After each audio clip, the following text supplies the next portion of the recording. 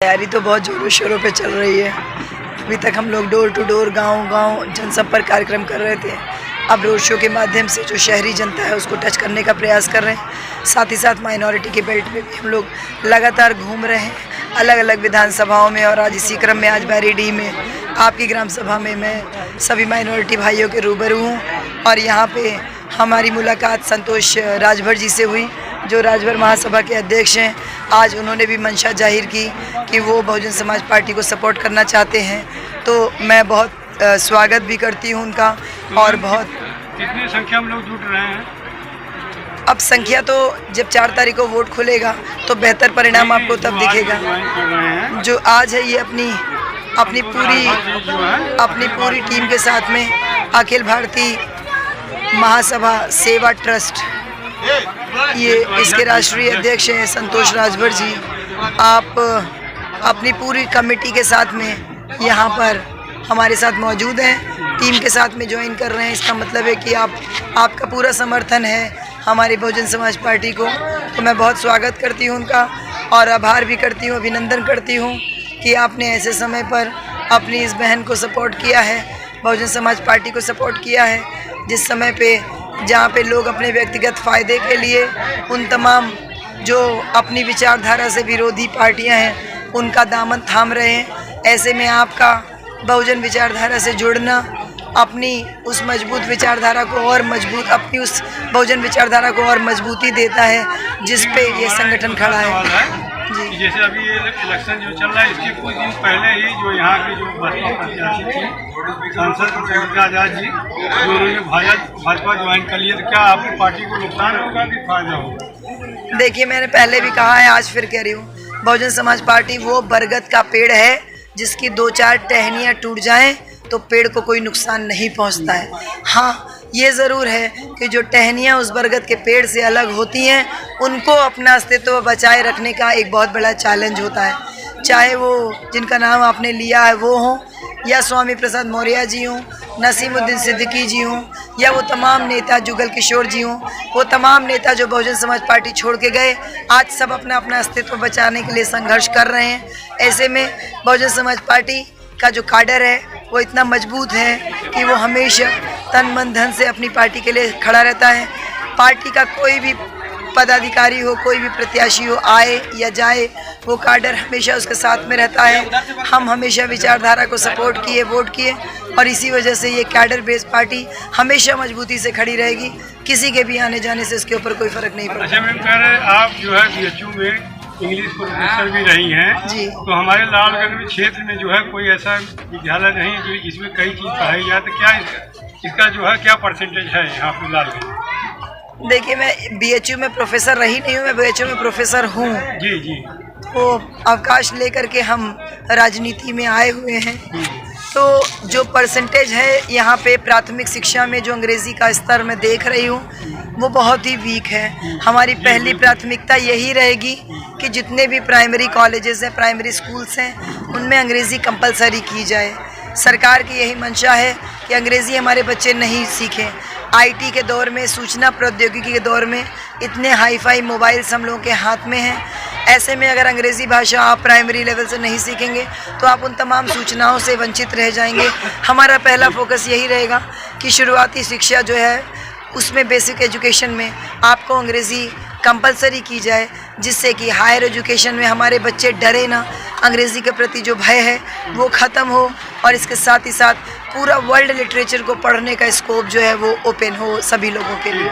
Ma'am, अगर यहाँ से लोकसभा 2024 का जब चुनाव आप जीत जाएंगी तो यहाँ की जनता के लिए आप क्या करेंगे जो वीक है?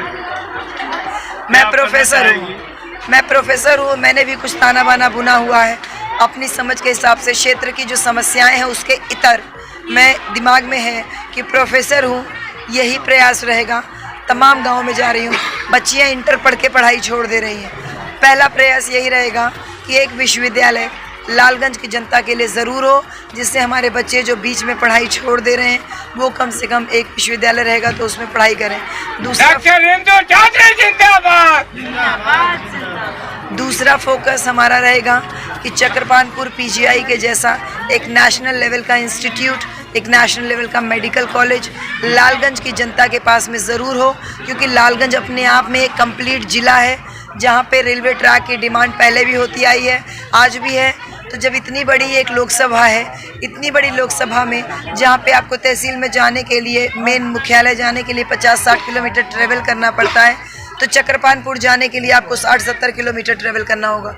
ऐसे में अगर एक एम्स लेवल का, ये एक बड़े मेडिकल कॉलेज लेवल का आपके यहाँ पर इंस्टीट्यूट हो जाए या अस्पताल हो जाए, तो क्षेत्र की जनता को चिकित्सा सुविधाओं के लिए BHU, जौनपुर या PGI की तरफ नहीं रुख करना पड़ेगा। क्षेत्र की जनता का सुचारू रूप से मेडिकल फैसिलिटी यहीं उपलब्ध हो सकती है।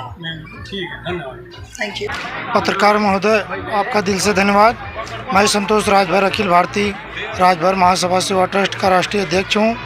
आज मैं अपने ट्रस्ट के राष्ट्रीय कोषाध्यक्ष माननीय सतीश पांडे जी, प्रदेश अध्यक्ष रीना राजभर जी, विधानसभा अध्यक्ष लालगंज अनिल राजभर जी, राष्ट्रीय कार्यकारिणी के राष्ट्रीय अध्यक्ष माननीय रविंद्र राजभर जी, पप्पू राजभर जी, तमाम मित्रों के साथ मैं इंदु चौधरी जी का, जो बसपा के प्रत्याशी भी हैं, और राजभर समाज जो खास तौर आज एक लड़ाई लड़ रहा है कि राजभर समाज की यह मांग है, और इसी मांग को लेकर मैं जो निरंतर 2 साल से जो है प्रयास कर रहा हूं।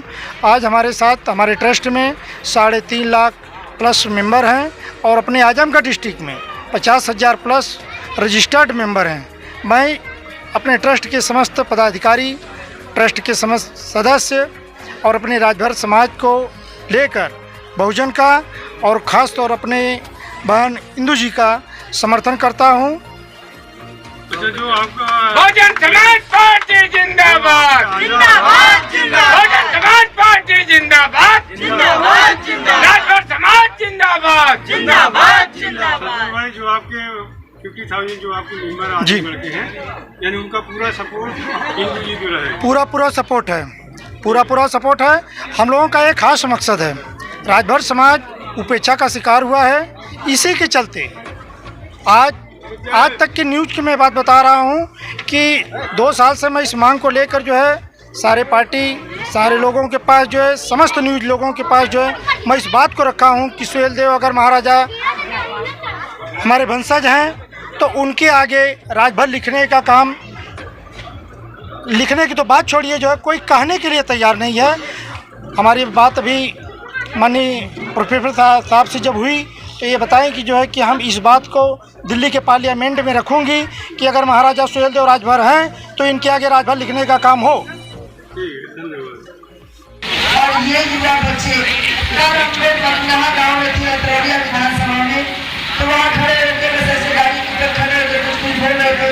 एक 12 साल का लड़का खड़े होकर बोला, अरे जाओ हमारा अखिलेश के वोट करिएगा, हम लोग तो हर वाले का तरीका कहने लग गया, 11 साल का आओ तो हंसने लगा। हम लोग जब पहले 18 साल के हो गए तभी बुद्धि खोल जाता, हमको देवो नाम किया।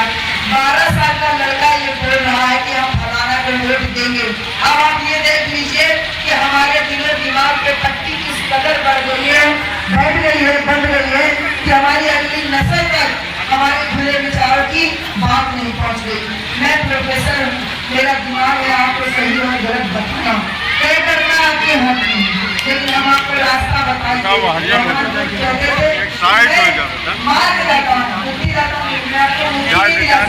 मैं आपको सही और गलत की बात बता सकता हूँ। वो भी टीचर थे, हम लोग भी टीचर हैं, तो हम आपको मार्ग दिखा सकते हैं कि अपनी अगली नस्ल को बचाने की जिम्मेदारी हमारी है। हम धार्मिक रूप से इतने एक हैं, हमें बहुत अट्रैक्ट करता है आपका ये धर्म। जब ये सोचते हैं कि बाबा साहब अगर इस्लाम धर्म कबूल किए होंगे तो हमसे ज़्यादा कट्टर कोई मुसलमान नहीं हो। बहुत हमें अट्रैक्ट करता है आपका, जब भी देखती हूँ, जुम्मे की नमाज को देखती हूँ या ईद के दिन आपको देखती हूँ या वैसे भी अखबारी तौर पर अगर आपको देखती हूँ, हमें बहुत अच्छा लगता है कि जो आपकी धार्मिक एकता है, ये धार्मिक एकता आपकी सामाजिक और राजनीतिक एकता में कब तब्दील होगी, मैं उस दिन का इंतजार करूँगी। मैं उस दिन का इंतजार करूँगी कि हम अपने धर्म के लिए तो सब कुछ करने के लिए तैयार हैं, लेकिन इस धर्म के अलावा भी हमको जीवन जीने के लिए समाज और राजनीति की जरूरत होती है। उसके लिए हम सब कुछ कुर्बान करने के लिए तब तैयार होंगे। मुसलमान साथियों, आप लोगों ने इस देश पे 700 साल शासन किया, 700 साल आप हुक्मरान रहे हो इस देश के। शासन करना आपके खून में है। अपने आप को किसी का गुलाम मत बनाइए कि हमारा 12 साल का लड़का कह रहा है कि हम फलनवा के वोट दो। जौन अभी 18 वर्ष के ना भैल उतरे दिमाग में ऐसा चला भैल कि हम इनके वोट दे लेकिन आप वोट दें। इसका मतलब है कि हमारे घरों में इस प्रकार की बातें होती है। हमारे घरों में क्यों नहीं बात होती कि हम इस देश पे, भारत देश पे कितने साल हुकूमत किए। वो हुकूमत की बात अपने घरों में करो साथियों, वो हुकूमत की बात करो जो दुनिया के तमाम देशों में आप कर रहे हो। अपने खून को क्यों बदनाम कर रहे हो इस भारत देश में माइनॉरिटी बना करके। 18% जो आप माइनॉरिटी नहीं हो किसी भी सूरत में नहीं। अरे वहाँ पेपर आप 18% हो, हकीकत में तो आपसे ज्यादा हो।